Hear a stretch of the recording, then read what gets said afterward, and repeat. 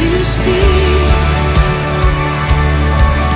100 billion creatures catch your breath,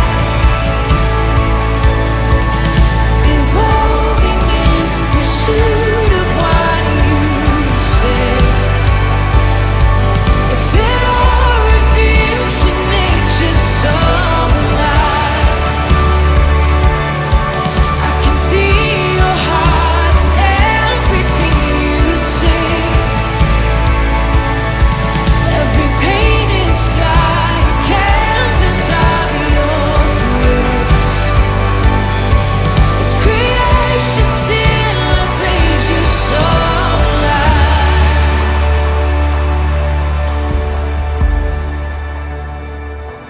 so will I.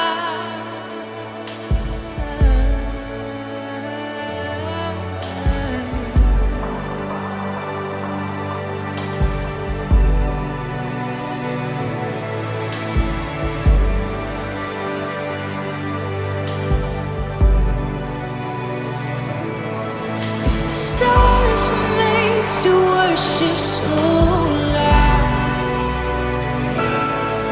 if the mountains bow in reverence so loud, if the oceans roar your brightness, so will I.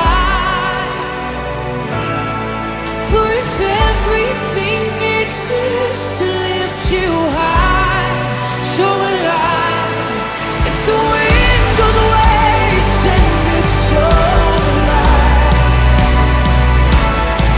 If the rocks cry out in silence, so alive. If the summer full of praise is still for shine, then we'll sing again 100 billion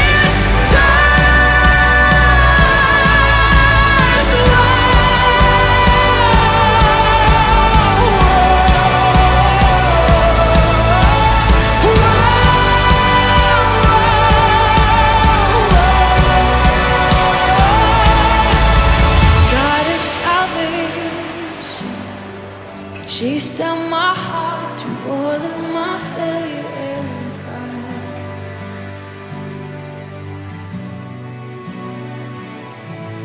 On the hill you created, the light of the world, abandoned in darkness to die.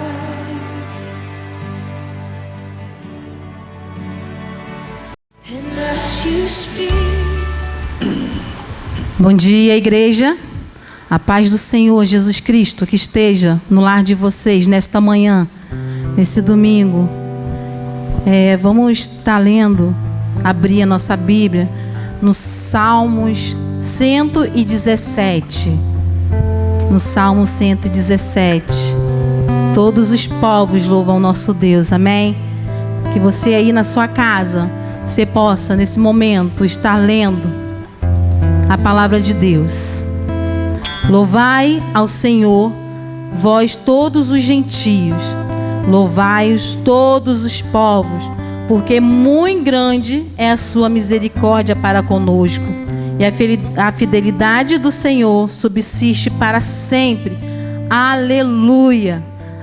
A fidelidade do Senhor está todos os dias nas nossas vidas. Que nesta manhã de adoração e louvor ao teu santo nome, Senhor, que você possa erguer as suas mãos onde você está, no seu cantinho, no seu aconchego, e dizer para Ele: louvai ao Senhor todos os povos. Senhor, estamos aqui, ó Deus, para te louvar e bendizer o teu santo nome.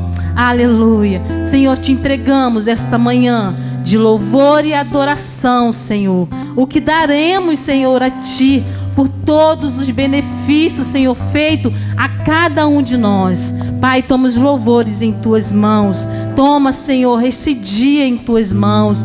Que nesse momento de louvor e adoração, que o nosso louvor possa chegar até o céu. Em nome de Jesus. O que darei por todos os Teus benefícios. Aleluia. O que darei pelos benefícios usa-me. Me lembrarei, Senhor, de tuas grandes obras. Não há outra além de ti. Não, não há, não, não há. Meu desejo é te adorar mais e mais, mais e mais, sem limite. Sem limite, Senhor.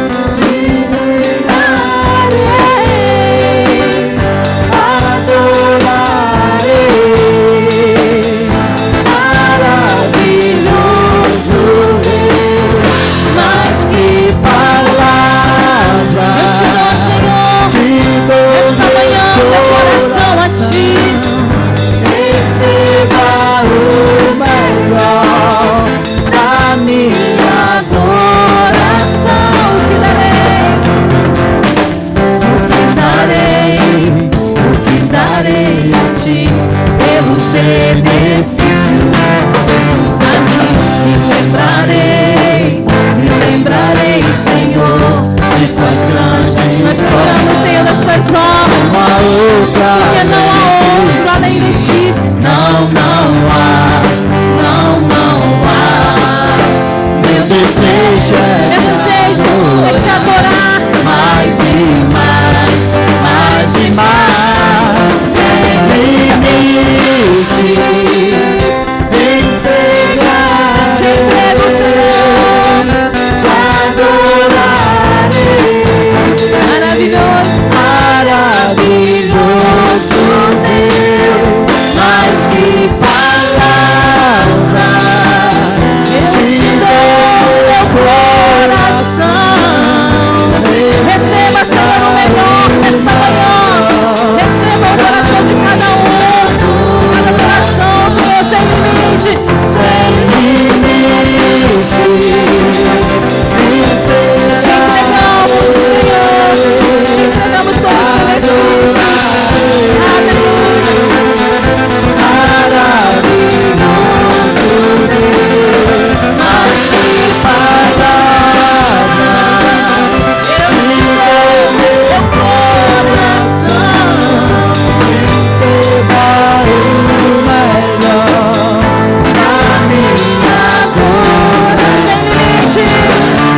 Sem limites, te entregamos, Senhor, te adoraremos. Adorarei, maravilhoso Deus, mais que palavras. Declare isso onde você está. Senhor, eu te dou todo o meu coração, toda a minha adoração. Receba o melhor, Senhor, desta manhã. Minha adoração sem limites. Eu quero te adorar.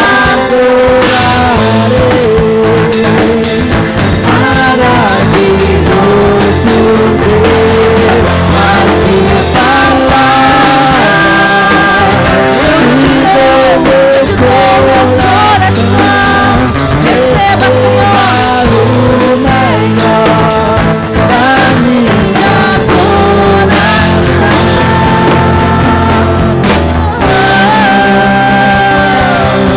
Nós te damos, Senhor, a nossa adoração, ó Pai. Aleluia, receba, Senhor, todo louvor, toda adoração nesta manhã, Senhor.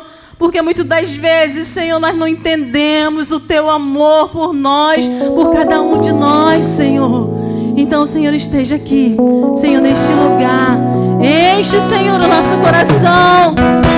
Enche-nos, Senhor, da Tua glória. Enche-nos, Senhor, com o Teu poder. Aleluia. Aleluia, Jesus. Ó Santo Deus.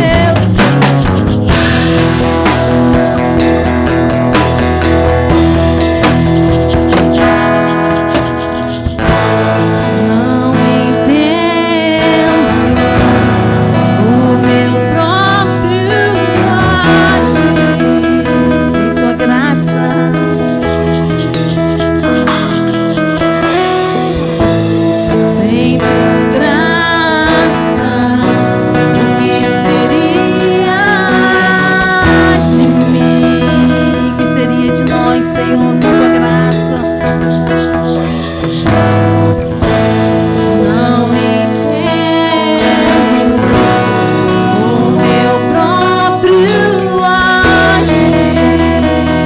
você possa declarar nesta manhã.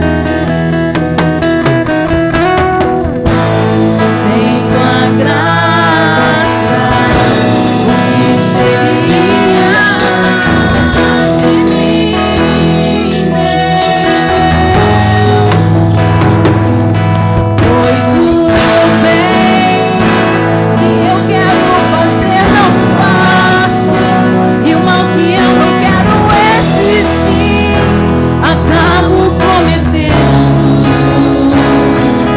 Em meu ser militam carne e espírito, em uma guerra infindável, a qual eu não me rendo, pois meu corpo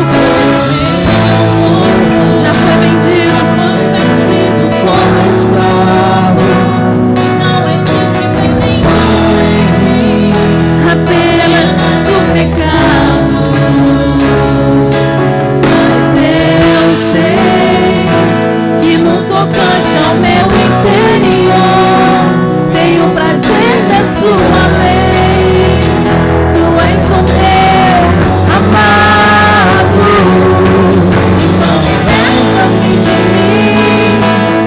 Eu quero ser a sua casa. Se você estiver aqui, eu sei, Senhor, eu venço todo o pecado. Então deixe-me mentir até que não haja mais espaço, pois quando estou em tua presença, o meu viver é transformado.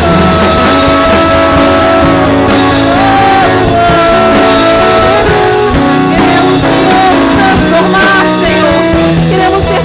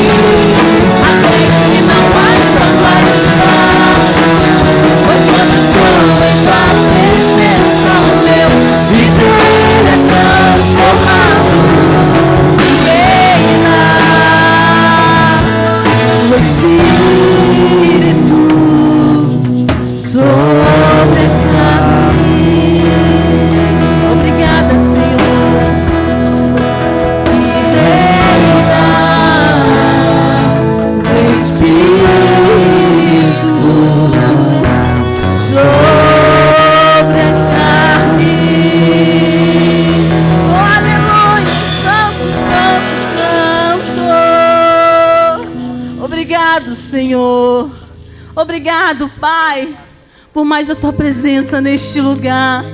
Obrigado, Senhor, por nos dar a oportunidade de poder Te adorar. Então, Senhor, entra, Senhor. Tenha liberdade dentro da nossa casa.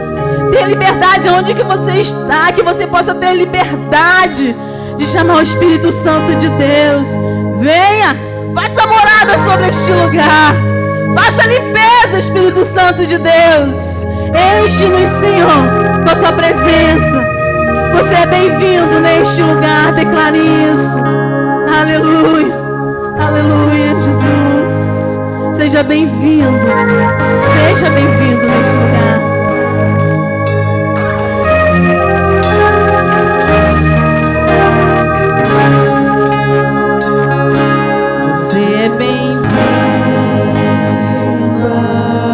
Você é bem-vindo, Senhor, sobre este lugar. A casa é sua. Pode entrar, esvazio de mim. Vem me esvaziar, Senhor, de todo o meu eu. Me esvazio de mim. Sopra com Teu vento. Sopra o Teu vento aqui. Toma o Teu trono, vem reinar. Nós queremos Te ouvir. Nós queremos Te ouvir. Sabe por quê, Senhor? Esta casa onde nós estamos é Tua. É toda sua. Essa casa é Sua casa. Nós deixamos ela pra Você, Jesus. Essa casa é Sua casa. Nós deixamos ela pra Você, Jesus.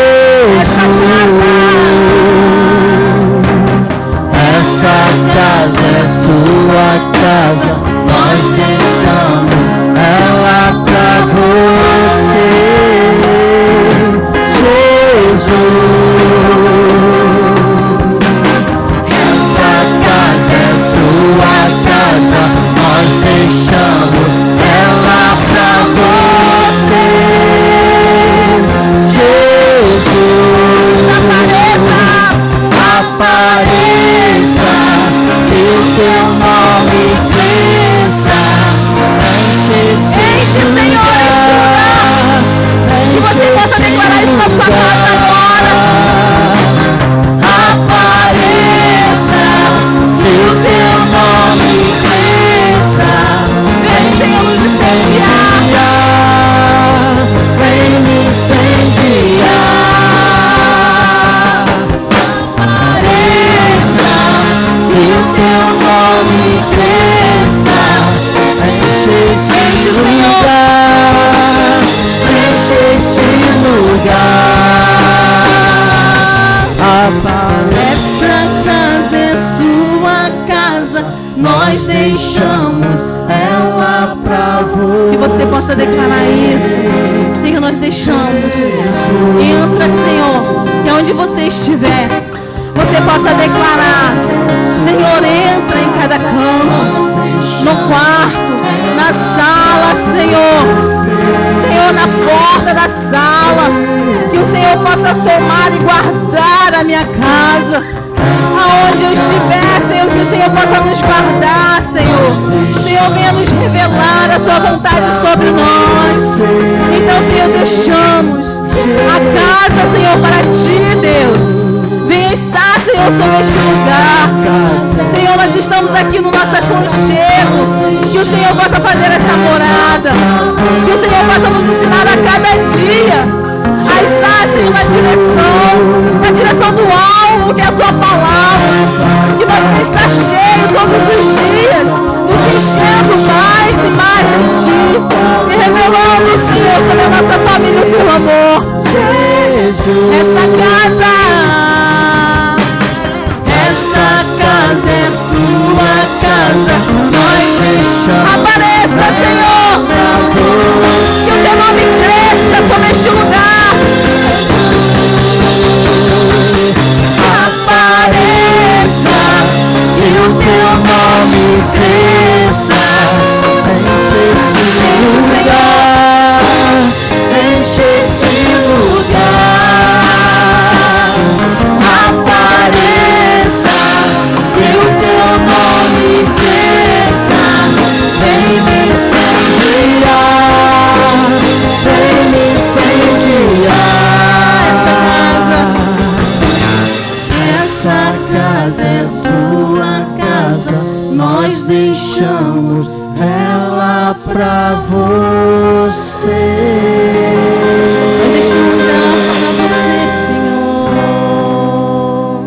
Senhor, nós te entregamos a nossa casa nesta manhã. Nós te entregamos todos os dias, não só a nossa casa, toda a nossa família, todos os nossos vizinhos, toda a nossa nação, governante. Senhor, nós te entregamos tudo para ti. E que agora você fique com a palavra do Senhor Jesus Cristo e que possa ser abençoada para a sua vida em nome de Jesus. Amém. If the mountains bow in reverence, so will I. If the oceans roar your brightness, so will I. For if everything exists to lift you high, so will I. If the wind goes away, send it, so will I. If the rocks cry out in silence, so will I. If the sun will fall, our praises still fall shine. Then we'll sing again 100 million times.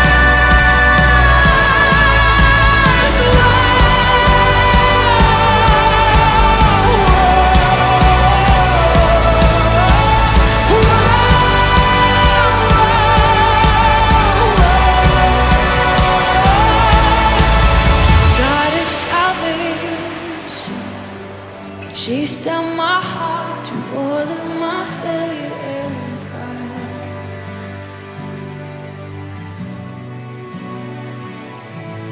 On the hill you created, the light of the world, abandoned in darkness to die.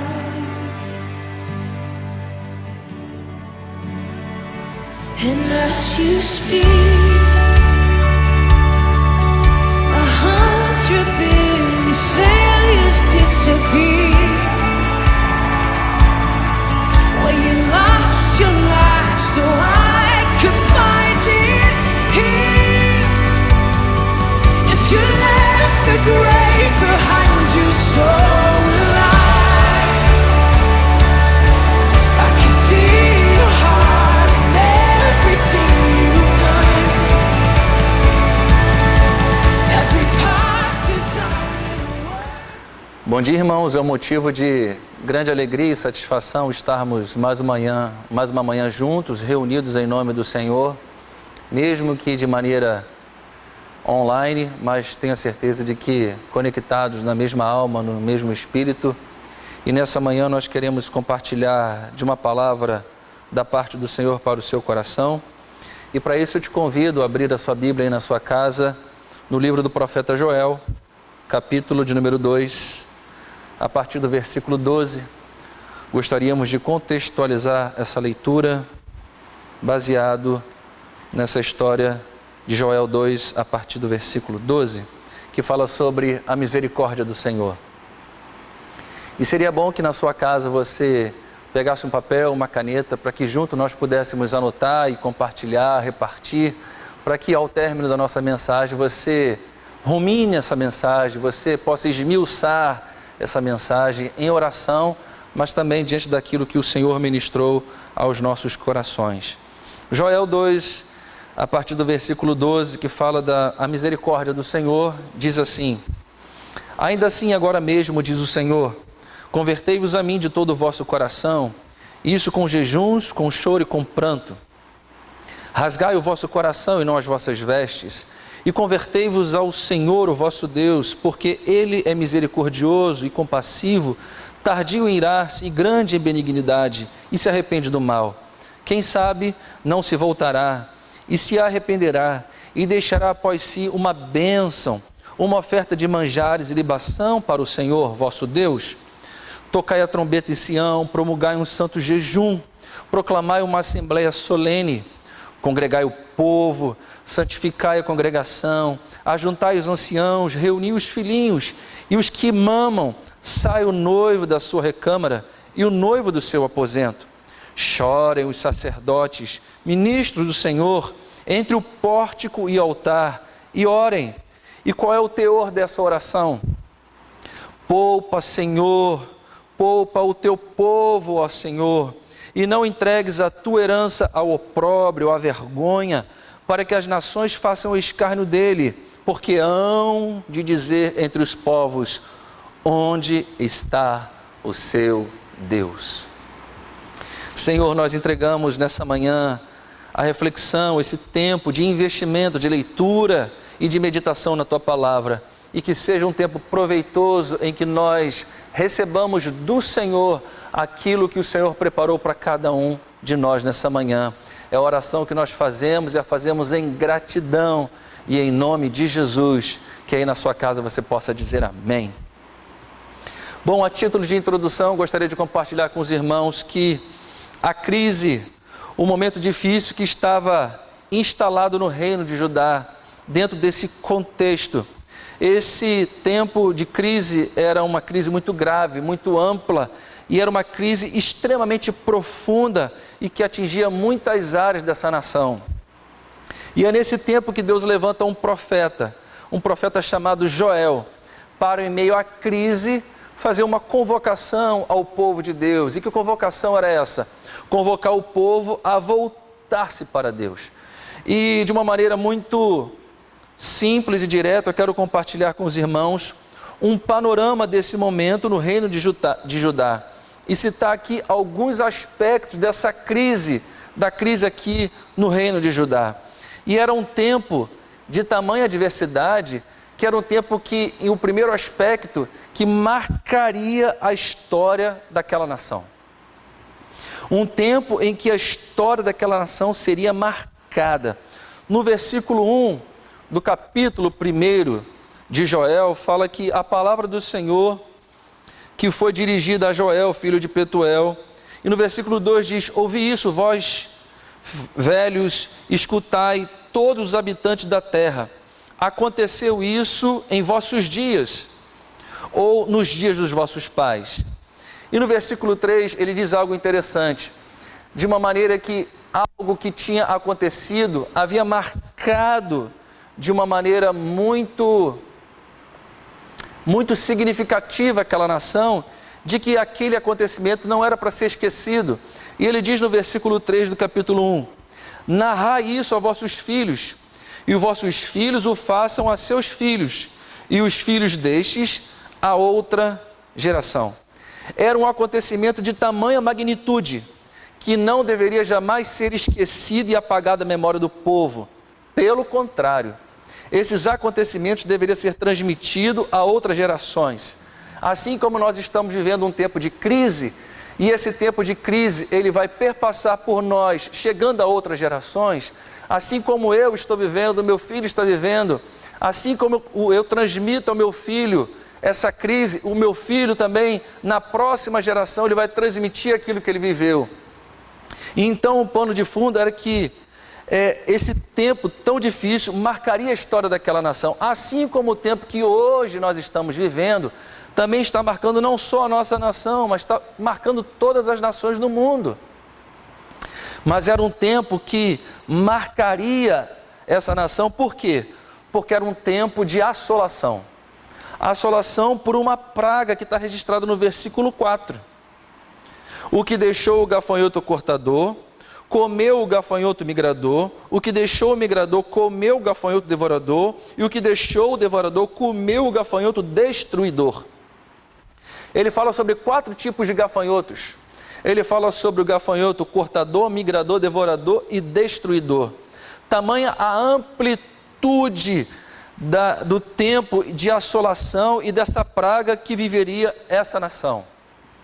Mas tem um outro aspecto de que, apesar de ser algo que não poderia ser esquecido, e de tamanha amplitude diante dessa praga, a Bíblia vai me dizer que no versículo 5, nem todos que estavam convivendo naquela nação estavam discernindo o momento profético que a nação estava passando. Porque no versículo 5 do capítulo 1 diz: ébrios, despertai-vos e chorai, uivai, todos os que bebei vinho por causa do mosto, porque está dele tirada da vossa boca. Ele está falando aqui que exigia-se daqueles que estavam vivendo esse tempo um despertamento, mas nem todos estavam despertos, porque alguns estavam sonolentos, alguns estavam dormindo, mas a Bíblia nos mostra que alguns, além de dormindo, estavam ébrios. O que isso significa? Alguns estavam num estado de embriaguez. E nós podemos entender esse estado de sonolência, esse estado de embriaguez, tanto na sua literalidade, mas nós podemos entender também como algo metafórico. Por quê? Porque quando o apóstolo Paulo fala sobre o fruto da luz e a obra das trevas, o fruto da luz tem a capacidade de fazer com que eu esteja desperto em meio às situações, mas a obra das trevas tem a capacidade de fazer com que eu esteja sonolento ou embriagado com tantas coisas que estão acontecendo ao meu redor, que eu não estou desperto para o momento profético que eu estou vivendo. Isso está lá em Efésios 5, do versículo 14 ao 18. Mas tem um outro aspecto, que era um tempo de grande necessidade. Era um tempo de carestia. Por quê? Porque a agricultura havia sido abalada. Isso está registrado no versículo 10 ao 12. A agricultura estava extremamente abalada. E a agricultura era fonte de subsistência para aquela população, onde se traria o básico para a subsistência. Se o solo não produz, a miséria. Se o solo não produz a fome, se o solo não produz a morte, então podemos entender que aquela região, a região de Judá, ela estava passando por um colapso financeiro. Por quê? Porque a agricultura havia sido afetada, mas também a pecuária estava afetada. Está no versículo 18, no capítulo 1. Como geme o gado, as manadas de bois estão sobremodo inquietas. Por quê? Porque elas não têm pasto. Também os rebanhos de ovelha estão perecendo. Um momento de grande dificuldade. Mas essa nação, dentro de um pano de fundo, era uma nação que estava vivendo um conflito interno por causa de uma praga que estava assolando aquela nação, mas ela estava vivendo também um conflito externo de guerra, relatado no capítulo 2, versículo 1. Por isso o profeta diz: tocai a trombeta em Sião e dai voz de rebate no seu santo monte, perturbem-se todos os moradores da terra. Por quê? Porque o dia do Senhor vem, e esse já está próximo. Era um conflito interno por causa das pragas, era um conflito externo porque havia uma iminência de uma invasão babilônica, mas também tinha um quadro escatológico. Por quê? Porque ele diz que está próximo, eles deviam estar conectados, despertos ao momento profético que a nação estava vivendo. Por quê? Porque estava próximo o dia do Senhor.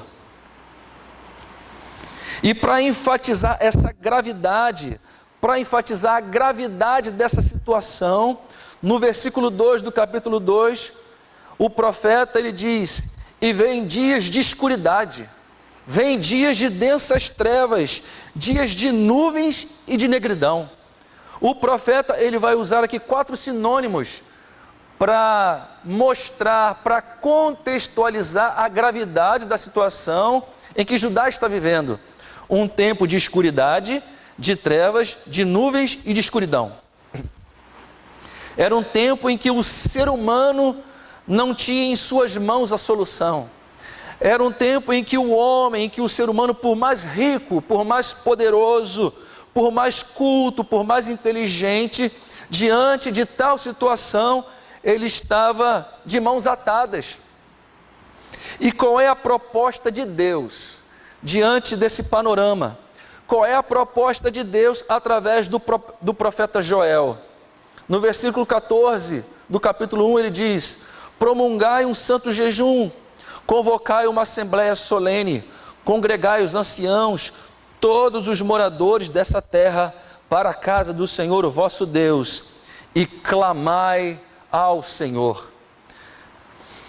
A proposta de Deus através do profeta Joel era que o povo se juntasse, se conectasse, para que juntos eles pudessem clamar ao Senhor.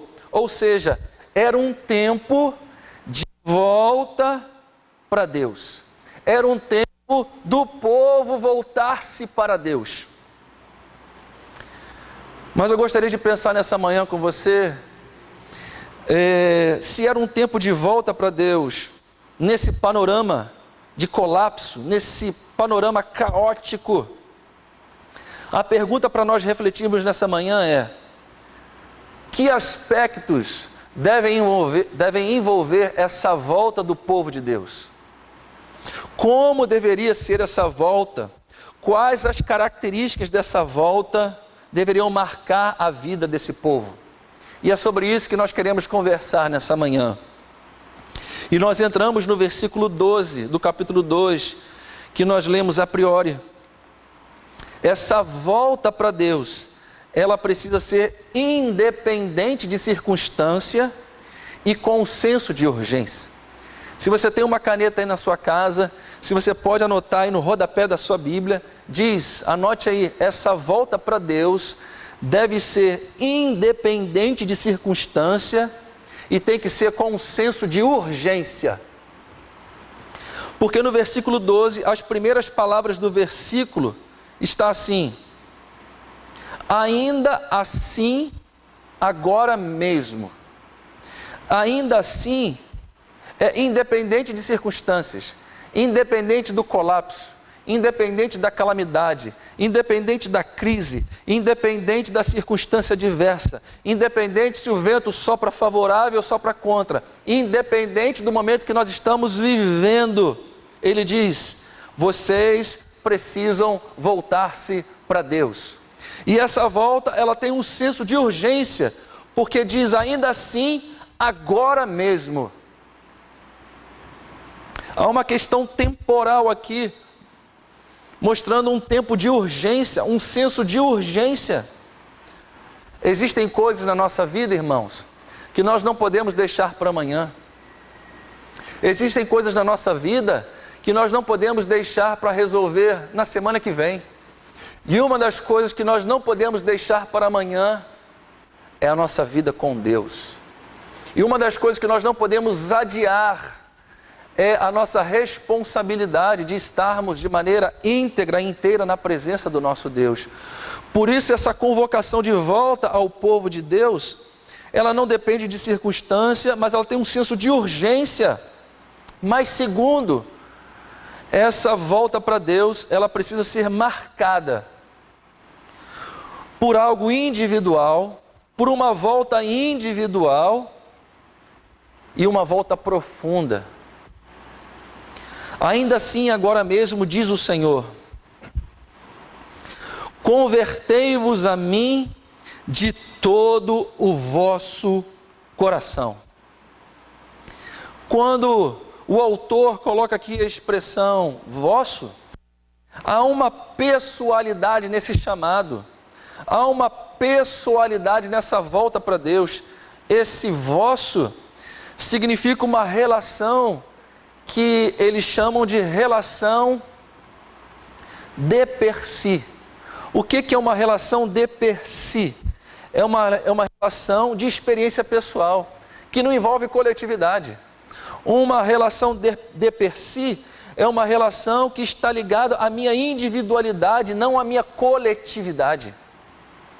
Por isso o apóstolo Paulo em Romanos 14, ele diz que cada um dará conta de si mesmo a Deus, porque há uma pessoalidade na nossa prestação de contas a Deus, da nossa própria vida.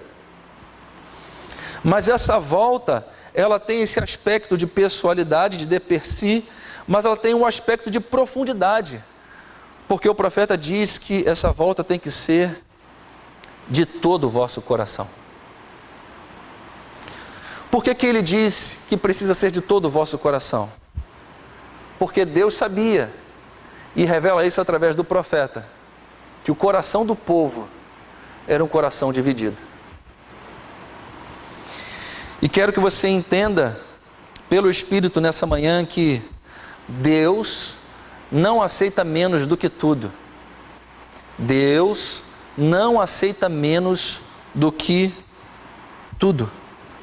Por isso, no profeta Ezequiel, quando Deus fala da promessa de restauração de Israel, ele fala em Ezequiel 11, darei a esse povo um coração não dividido, e porei nesse povo o meu espírito. Eu colocarei nesse povo um coração não dividido e colocarei nesse povo o meu espírito. Por que é importante nós discernirmos acerca do nosso coração? Por que o nosso coração precisa estar inteiro na presença desse Deus? Por que essa volta para Deus precisa ser de todo o nosso coração? Porque o nosso coração é enganoso. Enganoso é o coração do homem, mais do que todas as coisas, desesperadamente corrupto, diz o profeta Jeremias. Quem o conhecerá? Mas Deus conhece o nosso coração. Deus conhece o meu coração, Deus conhece o seu coração. E Deus sabe, ao olhar para a nossa própria vida, se o nosso coração é inteiro na presença desse Deus, ou se o nosso coração é um coração fracionado e dividido na presença dele. Porque essa divisão do nosso coração tem a ver a quem nós devotamos o nosso amor. Revela a quem pertence o nosso coração. Por isso o apóstolo João, na sua primeira epístola, no capítulo 2, do versículo 15 a 17, ele diz: não ameis o mundo nem as coisas que há no mundo. Porque o amor está totalmente conectado ao nosso coração. Se alguém amar o mundo, o amor do Pai não está nele. Porque tudo que há no mundo, a concupiscência da carne, a concupiscência dos olhos, a soberba da vida, não procede do Pai, mas procede do mundo. E qual o perigo de nós colocarmos o nosso coração, um coração dividido nas coisas do mundo? É porque as coisas do mundo passam. Ele diz, ora, o mundo passa, bem como os seus prazeres, as suas concupiscências, que dividem o nosso coração. Mas aquele, porém, que faz a vontade de Deus, permanece eternamente. Por que nós precisamos discernir se o nosso coração é um coração inteiro ou o nosso coração é um coração dividido? Porque o próprio Senhor Jesus falou do perigo de nós termos o nosso coração dividido. Não há a possibilidade de nós servirmos a dois senhores. Porque ou sirvo a um de todo o meu coração e desagrado ao outro, ou sirvo a esse outro e desagrado àquele. Então nós precisamos entender que essa volta para Deus, proposta pelo próprio Deus através do profeta, para essa nação que estava vivendo um colapso, era uma volta independente de circunstância, com um senso de urgência, com uma individualidade, uma relação de per si, mas que tinha que ter profundidade, tinha que sair da superficialidade. Mas tem algumas outras marcas. Essa volta para Deus, diz o versículo 13. Ainda no versículo 12, desculpe. Convertei-vos a mim de todo o vosso coração, e isso com jejuns. Essa volta para Deus precisava ser marcada por diligência. Diligência nada mais é do que zelo. Diligência nada mais é do que interesse ou cuidado na aplicação ou na realização de uma atividade ou de uma tarefa. Essa volta para Deus precisava vir com diligência, e essa diligência seria expressa através do exercício de algumas disciplinas espirituais. Ele fala de oração, mas a disciplina espiritual que ele compartilha aqui de todo o coração, e isso com jejum ou jejuns. E quero aqui indicar um livro do Richard Foster, para nesse tempo de retiro você fazer o seu devocional, que fala sobre a celebração da disciplina, que é um caminho do crescimento espiritual. Ele fala sobre as disciplinas interiores, ele fala sobre as disciplinas exteriores, ele fala sobre disciplinas comunitárias, ele fala sobre meditação, oração, estudo e jejum. Ele fala sobre simplicidade, solitude, submissão e serviço. Ele fala sobre confissão, adoração, orientação e celebração. E quando eu olho para esse texto, em que Deus propõe pelo profeta que o povo se converta de todo o coração, e isso na prática de disciplinas espirituais, com diligência através do jejum. Por que é importante a disciplina? Porque a gente fica preso só à etimologia da palavra, de que disciplina é apenas ordem, disciplina é apenas regra, disciplina é apenas regulamento, disciplina é apenas conduta. Mas disciplina também é, se você não sabe, aprenda nessa manhã. Disciplina nada mais é do que algo que assegura, uma vez exercitada, é algo que assegura o bem-estar dos indivíduos que a praticam. Disciplina, ela, uma vez exercitada, ela assegura o bem-estar dos indivíduos que a praticam.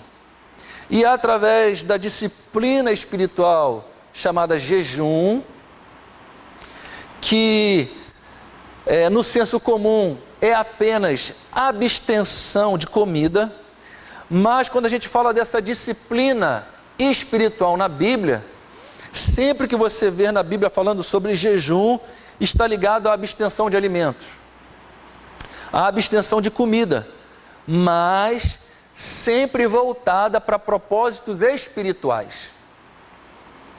Esse jejum, como uma disciplina bíblica, não se resume apenas à abstenção de alimentos, para que eu possa emagrecer, para que eu possa ficar com um modelito mais adequado para as outras pessoas verem, para que eu tenha melhor performance física. Não. Jejum, dentro de uma disciplina espiritual, dentro de uma disciplina bíblica, vai muito além do que isso. Jejum como uma disciplina espiritual não é, como diz o senso comum, abster-se de alimento. Jejum como uma disciplina espiritual, na verdade, é banquetear-se. É um paradoxo. Dentro de uma disciplina espiritual, o jejum é alimentar-se, não é se abster de alimentos, mas é alimentar-se. E para que você entenda o que eu quero dizer, quando o próprio Senhor Jesus, após o seu batismo, ele é levado pelo Espírito ao deserto para ser tentado pelo diabo, diz que depois de jejuar 40 dias e 40 noites ele teve fome. Fome do pão terreno. Então o tentador, que ele é aproveitador, aproximando-se lhe disse: se és filho de Deus, transforma essas pedras em pães. E aí Jesus responde: está escrito, não só de pão viverá o homem, mas de toda a palavra que procede da boca de Deus. Por que Jesus responde assim? Porque Jesus entendia o jejum como uma disciplina espiritual. Porque para Jesus, o jejum como uma disciplina espiritual é quando eu me afasto do pão da terra. Jesus está 40 dias e 40 noites sem comer o pão da terra, e ele sente fome. Mas jejum de maneira espiritual é me alimentar, não do pão da terra, mas me alimentar do pão do céu. Me alimentar do pão que vem de Deus para a minha própria vida. Por isso o jejum é muito mais do que me abster do pão. Jejum é eu me alimentar do pão que vem do céu. Jejum, na verdade, é um símbolo de fome. Não do pão material, mas jejum é um símbolo de fome de Deus. Por isso, o jejum, nós precisamos entender que, como disciplina espiritual, é abrir mão daquilo que é bom e alimentar-se do pão da terra é bom. Mas o jejum, como disciplina espiritual, é eu entender que abrir mão daquilo que é bom para que eu possa experimentar aquilo que é infinitamente melhor. É abrir mão daquilo que é passageiro para que eu possa vivenciar e experimentar aquilo que é eterno, que é atemporal. Por isso o Senhor Jesus, quando ele, depois de se encontrar com aquela mulher samaritana, ele tem um encontro com os seus discípulos, e ele diz, os discípulos achavam que alguém havia levado comida para Jesus, mas Jesus responde aos seus discípulos em João 4, dizendo, uma comida tenho para comer, que vós não conheceis.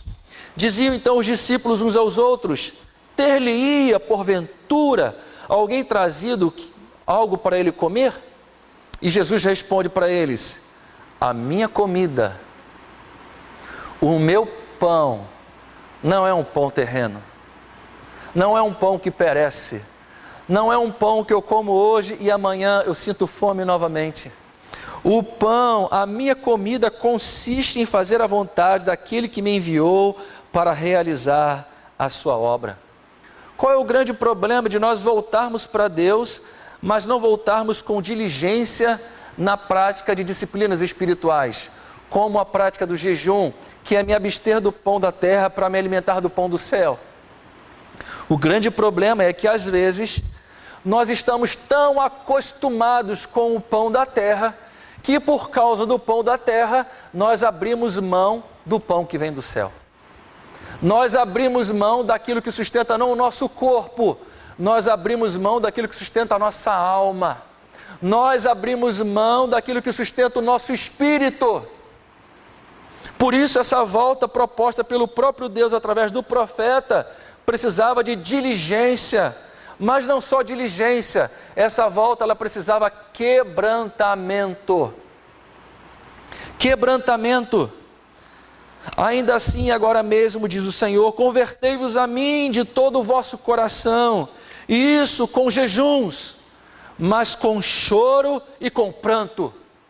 Com choro e com pranto. E esse choro e esse quebrantamento não é um quebrantamento só pelas circunstâncias em que nós estamos vivendo. Esse choro que ele fala, esse quebrantamento que ele fala, essa volta para Deus com quebrantamento tem a ver com a minha condição de miserabilidade, com a minha condição de pecador, de transgressor da lei de Deus. Por isso o apóstolo Tiago, no capítulo 4, ele diz, chegai-vos a Deus, e Ele se chegará a vós outros. Como? Purificai as mãos, pecadores. Ele diz, olha, vocês precisam entender que vocês são pecadores. E vós que sois de ânimo dobre, limpai o vosso coração. Afligi-vos, lamentai e chorai. Converta-se o vosso riso em pranto e a vossa alegria em tristeza. Irmãos, não é tempo de riso, é tempo de pranto. Não é tempo de alegria, é tempo de tristeza. E ele diz, humilhai-vos na presença do Senhor, e Ele vai exaltar a cada um de vocês. Nós precisamos entender que essa volta para Deus precisa ser com quebrantamento. Assim como eu me faço essa pergunta, faço também para você nessa manhã. Há quanto tempo eu, você, cada um de nós não nos quebrantamos diante da presença de Deus. Porque essa volta para Deus precisa envolver quebrantamento, mas precisa ter uma outra marca. Que marca é essa? Sinceridade. Era uma volta marcada por sinceridade, porque aí já no versículo 13 ele diz: rasgai o vosso coração e não as vossas vestes. Rasgai o coração e não as vossas vestes. É como se Deus estivesse dizendo através do profeta: eu espero que vocês nessa volta entendam que é importante vocês viverem uma espiritualidade não teatral, uma espiritualidade não cênica, mas uma espiritualidade verdadeira. Uma espiritualidade onde eu não estou preocupado em impressionar as pessoas, assim como aquela parábola contada pelo Senhor Jesus, quando ele fala do fariseu e do publicano. O fariseu que ora dele para ele mesmo em público, para que todos pudessem ver, mas tinha o publicano, que não tinha nem coragem, tamanha o reconhecimento da sua miserabilidade, da sua condição de pecador, ele não tinha nem coragem de olhar para o céu, ele curvava a sua cabeça, esmurrava o seu próprio corpo e dizia: miserável homem que sou, compadece-te de mim, ó Deus. E disse o Senhor Jesus nessa parábola, que é pôr ao lado, fazer um paralelo, comunicar uma realidade espiritual, que o fariseu não saiu justificado dessa oração, porque ele orava dele para ele mesmo, num exibicionismo de religiosidade. Mas o publicano, ele orava entendendo a sua real condição. É como se Jesus estivesse dizendo: eu não me impressiono com aquilo que impressiona as pessoas. Eu não me impressiono com aquilo que impressiona as pessoas. Eu me impressiono com verdade e com sinceridade. Sincero tem a ver com sem cera. Porque os escultores de Roma, e diga-se de passagem, os escultores desonestos, eles esculpiam as suas obras de arte, mas algumas que tinham defeitos, rachaduras, trincas, eles pegavam cera para poder lustrar aquela obra de arte e para que o defeito ficasse oculto e as pessoas, ao comprarem aquela obra de arte, achassem que ela fosse perfeita. Mas ao passar do tempo, as pessoas descobriam, porque aquela cera ela derretia. Elas descobriam que haviam sido enganadas. Por quê? Porque aqueles escultores, eles encobriam a verdade com cera. Quando Deus olha para o nosso coração, quando Deus olha para o meu coração, será que nós estamos rasgando as nossas vestes? Ou será que nós estamos rasgando o nosso coração? Nós precisamos entender que hoje nós vivemos um tempo, estamos aí desfrutando da tecnologia, transmitindo o nosso culto online. Mas nós vivemos um tempo onde nós temos a tremenda facilidade de vendermos uma imagem. E essa imagem que nós vendemos é uma imagem muito melhor do que aquilo que nós realmente somos. Uma imagem mentirosa, com cera, sem sinceridade. E essa volta proposta por Deus pelo profeta tem que ser uma volta sincera. Tem que ser uma volta em que eu entenda que há um chamado, há uma convocação específica para cada um de nós. Porque quando eu olho o versículo 16, ele diz: congregai o povo, santificai a congregação, ajuntai os anciãos, reuni os filhinhos e os que ainda mamam, saí o noivo da vossa recâmara e a noiva do seu aposento. Versículo 17: chorem os sacerdotes, ministros do Senhor, entre o pórtico e o altar, e orem. Poupa o teu povo, ó Senhor. Olha o teor da oração. Poupa o teu povo, ó Senhor, e não entregues a tua herança à vergonha, ao opróbrio, para que as nações façam o escárnio dele. Porque hão de dizer entre os povos: onde está o seu Deus? E interessante que nós pensarmos que essa convocação é uma convocação universal, é uma volta em que envolve uma convocação e uma convocação universal. Congregai o povo, ou seja, unicidade de propósito. Santificai a congregação, ou seja, reconhecimento do seu estado de miserabilidade. Era uma convocação universal, mas tem algo específico nessa convocação, que está no versículo 17. Mas os sacerdotes, eles precisam se posicionar de maneira diferente. Chorem os sacerdotes, ministros do Senhor. Eu entendo aqui que essa volta ela precisava ser precedida de uma convocação universal, mas de algo específico. E o que era de específico nessa volta? Os sacerdotes deveriam presidir ou estar à frente dessa grande convocação. Quem deveria estar na linha de frente seriam os sacerdotes.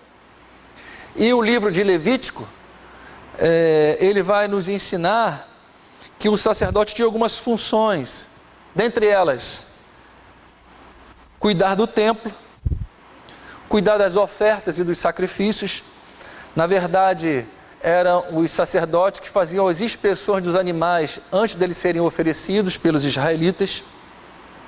Os sacerdotes tinham a função de educar o povo na lei, Levítico 10. Mas os sacerdotes, além de tudo, eles representavam Deus diante do povo e eles representavam o povo diante de Deus. Ou seja, os sacerdotes, eles tinham uma função de intercessores do povo. Eles intercediam pelo povo. Isso no Antigo Testamento.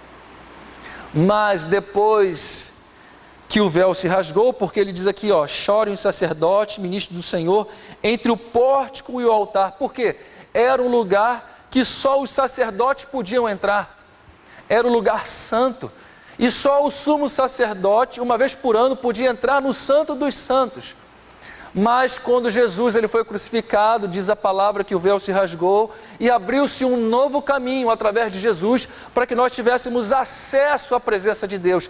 Antes o que era só de função exclusiva dos sacerdotes, agora vai nos dizer o apóstolo Pedro, na sua primeira epístola, no capítulo 2, versículo 9, quando ele fala que os crentes são casa espiritual edificadas por Cristo, ele vai dizer: vós, porém, agora, uma vez em Cristo, vocês são raça eleita, sacerdócio real, nação santa, povo de propriedade exclusiva de Deus, com uma função. E que função é essa? Está à frente do campo de batalha, a fim de proclamar as virtudes daquele que vos chamou das trevas para a sua maravilhosa luz. Nós, como igreja, nós, como sacerdotes do Senhor, nós precisamos entender que faz-se necessário nessa volta, que é uma convocação universal, mas que nós, como igreja, estejamos na frente de batalha. Porque na sociedade, nós vemos diante dessa pandemia, que os agentes da área de saúde, eles estão na linha de frente. E quero aqui fazer um parênteses de que eles são extremamente indispensáveis nesse momento. Os agentes de saúde nesse momento de pandemia têm um papel de tamanha relevância. Estão se doando para salvar outras vidas.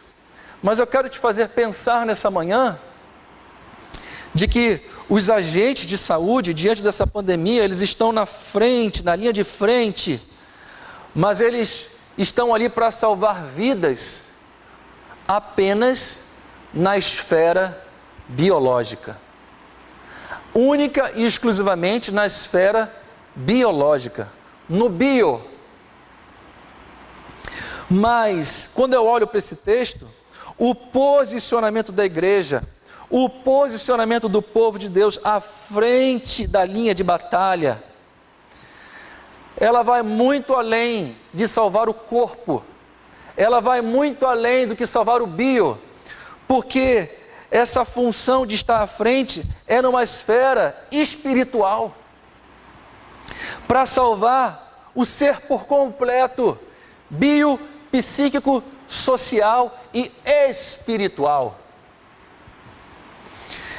E eu entendo nesse texto que há uma conclamação de Deus para a igreja, há uma conclamação de Deus para os líderes da igreja, para os pastores da igreja, que são sacerdotes, para os diáconos da igreja, que são sacerdotes, para os obreiros e obreiras da igreja, que são sacerdotes e sacerdotisas, para os líderes de ministérios, que são sacerdotes, para você que congrega na igreja, que é envolvido em algum ministério ou não, mas que tem uma aliança com o Senhor Jesus, que foi lavado e remido pelo sangue do Cordeiro, você é um sacerdote. Nós, como igreja, precisamos estar à frente do campo de batalha, para salvar não só de maneira biológica a humanidade, mas que através desse Cristo vivo que habita em nós, para que o ser humano, na sua totalidade, na sua plenitude, ele seja resgatado, ele seja salvo, ele seja restaurado. E o que aconteceu com Judá, depois dessa volta para Deus, independente de circunstância, com senso de urgência, de maneira individual e profunda, com diligência através da prática de disciplinas espirituais, com quebrantamento, com sinceridade, entendendo uma convocação universal, mas também específica para cada um de nós. O que aconteceu com Judá depois dessa volta para Deus? No versículo 18, vai dizer que Deus ouviu, mas acima de tudo Deus respondeu à oração daquele povo. Deus ouviu e Deus respondeu. Versículo 18 no capítulo 2 diz: então o Senhor se mostrou zeloso da sua terra, compadeceu-se do seu povo e, respondendo, lhes disse: eis que vos envio o cereal e o vinho e o óleo, e deles sereis fartos, e vos não entregarei mais ao opróbrio, à vergonha entre as nações. E fica aí como tarefa de casa, você vê que no versículo 19, Deus restaura a economia desse povo, por causa da volta para Deus, com essas marcas, com essas características. No versículo 21 do capítulo 2, você vai ver que Deus livra essa nação da guerra, eles passariam a viver um tempo de paz, não mais sofreriam a invasão babilônica. Você vai ver no versículo 22 e 23, Deus restaurando a pecuária. Você vai ver no versículo 24, Deus restaurando a agricultura. E você vai ver no versículo 25 e 26, uma restituição da parte de Deus, mas uma restituição com entendimento. Porque diz no versículo 25 de Joel 2, eu vou restituir os anos que foram consumidos pelo gafanhoto migrador, pelo destruidor, pelo cortador, o meu grande exército que enviei contra vós outros. Veja que interessante, Deus vai restituir tudo aquilo que foi consumido pela praga, pela pandemia, mas fazendo eles entenderem que esse exército que estava indo em direção e que havia assolado Judá, foi Deus que enviou contra eles. Eu que enviei contra vós outros. Era uma restauração com entendimento. Mas só que o mais interessante dessa história, mais importante do que a restauração econômica, do que o livramento da guerra, do que a restauração da pecuária, da agricultura, da restituição de todos os bens, da abundância e da fartura que eles receberam, é que a restauração mais importante ministrada por Deus nesse contexto não foi de coisas materiais. Mas a maior necessidade daquela nação era da presença de Deus. A maior restauração para aquela nação foi da presença de Deus. Por isso, no versículo 28, que nós conhecemos tanto da promessa do derramamento do Espírito Santo em Joel 2, no versículo 28 diz: e acontecerá depois. Depois de quê? Depois dessa volta marcada por todas essas características. E acontecerá depois dessa volta que derramarei o meu Espírito sobre toda a carne. Vossos filhos e vossas filhas profetizarão, vossos velhos sonharão, vossos jovens terão visões, até sobre os servos e sobre as servas derramarei o meu Espírito naqueles dias. E essa promessa, ela se cumpriu. Reconhecendo a sua crise, voltando-se para Deus, independente de circunstância, com um senso de urgência, de maneira individual, profunda, com diligência, quebrantamento, sinceridade, e entendendo a convocação de maneira específica,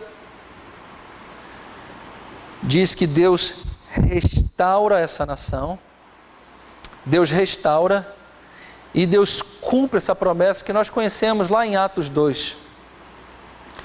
Um grande avivamento após esse tempo de colapso. Um grande avivamento após essa crise.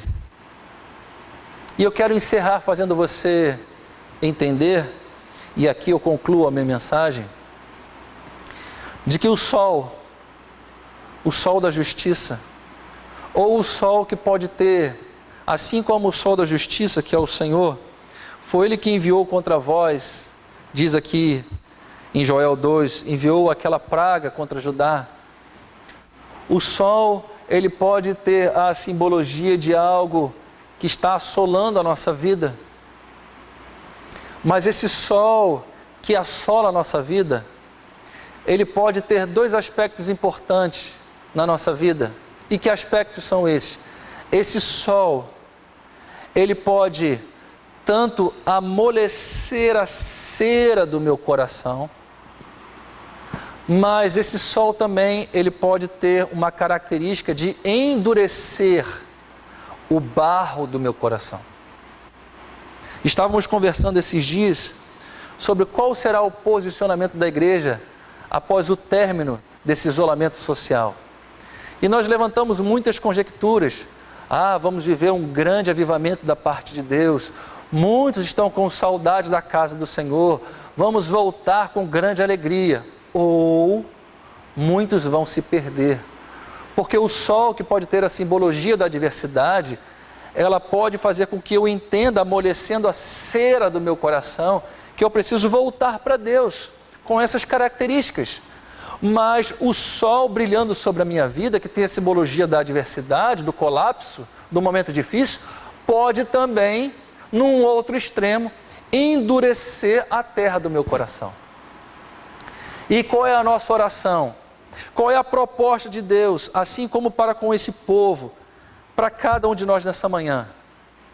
É que nós sejamos um povo, que nos voltemos para Deus, que entendamos a nossa condição, entendamos que é um tempo, o tempo do retiro, sim, é um tempo do isolamento social, sim, mas é um tempo de nós nos quebrantarmos, nós nos humilharmos, nós confessarmos os nossos pecados e nós nos posicionarmos como sacerdotes do Senhor, na linha de frente, pedindo: Senhor, poupa o teu povo, não entregues a tua herança ao opróbrio, para que as nações façam escárnio de cada um de nós.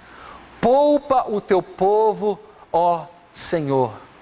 Deus nos convoca para uma volta diligente, com empenho, com intrepidez, com ousadia, não com medo, mas nos posicionando como povo de propriedade exclusiva do Senhor, crendo que através da nossa vida, muitas outras vidas serão alcançadas, não só sendo livres e libertas da morte física, mas acima de tudo, sendo livres, restauradas e libertas da morte eterna, como diz aqui o profeta, do grande e temível dia do Senhor. Que você possa colocar a mão no seu coração, que você possa curvar a sua cabeça e entregar esse momento em oração a Deus, diante de uma autoanálise. Será que você precisa, ao olhar para a sua vida, será que eu preciso, ao olhar para a minha vida, entender, Senhor, é um tempo de voltar.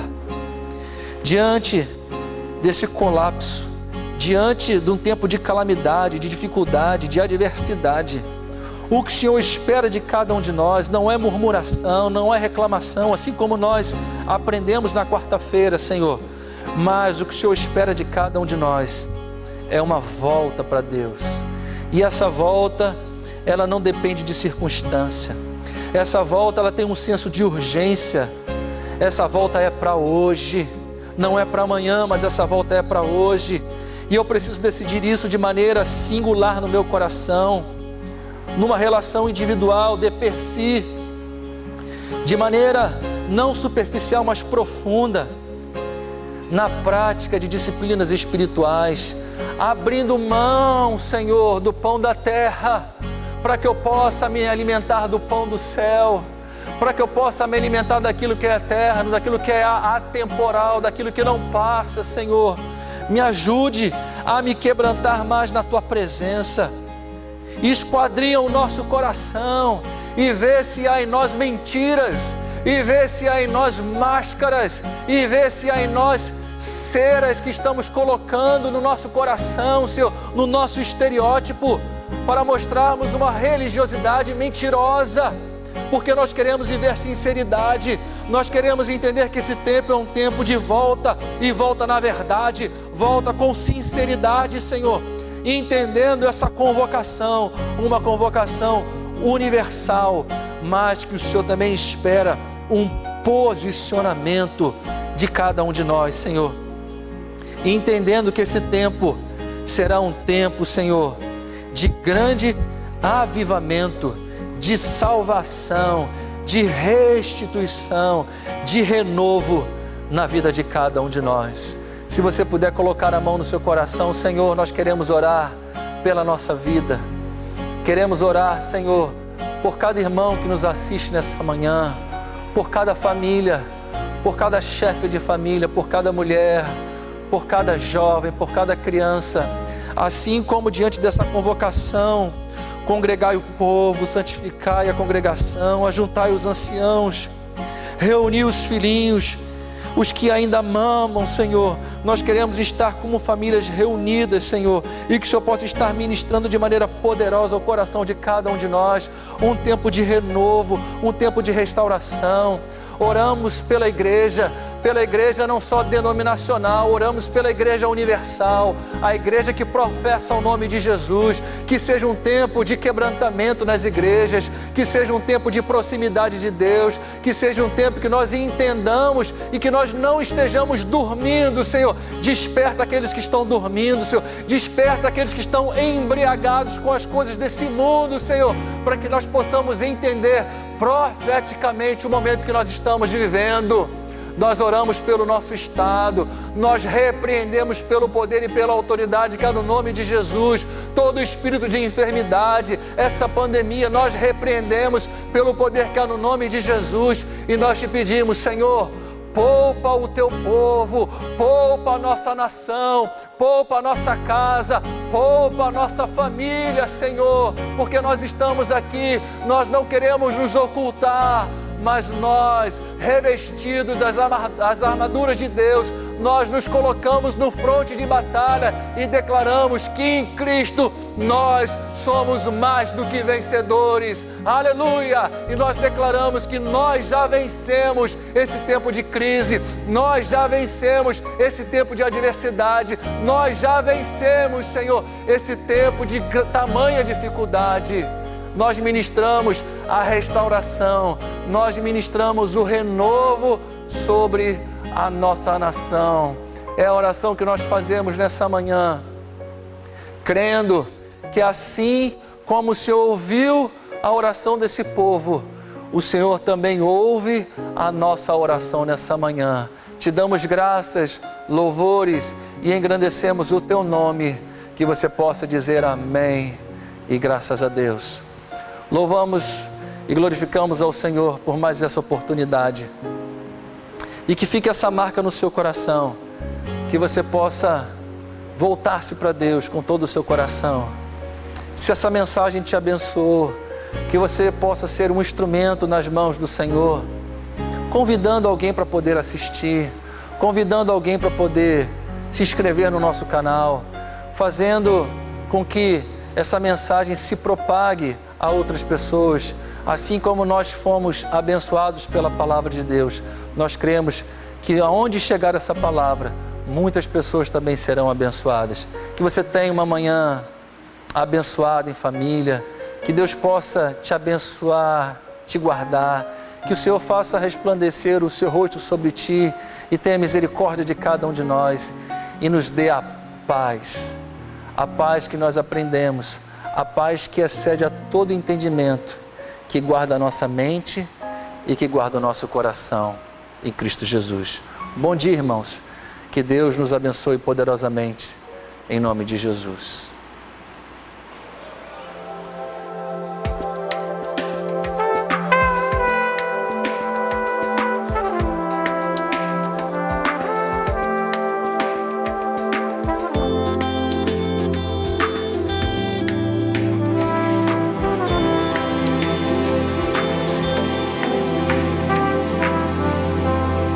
Livra teu povo, Senhor, livra teu povo, Pai de amor. Não deixes cair a vergonha sobre a tua igreja. Se com a alegria dos homens, se foi o alimento da terra, volta e restitui, ó Pai de amor. Chore os ministros de Deus, os sacerdotes do Senhor. Toca a trombeta em Sião, dai voz de jejum e de orações. Chore os ministros de Deus, os sacerdotes do Senhor. Toca a trombeta em Sião, dai voz de jejum e de orações. Livra teu povo, Senhor, livra teu povo, Pai de amor. Não deixes cair a vergonha sobre a tua igreja. Se com a alegria dos homens se foi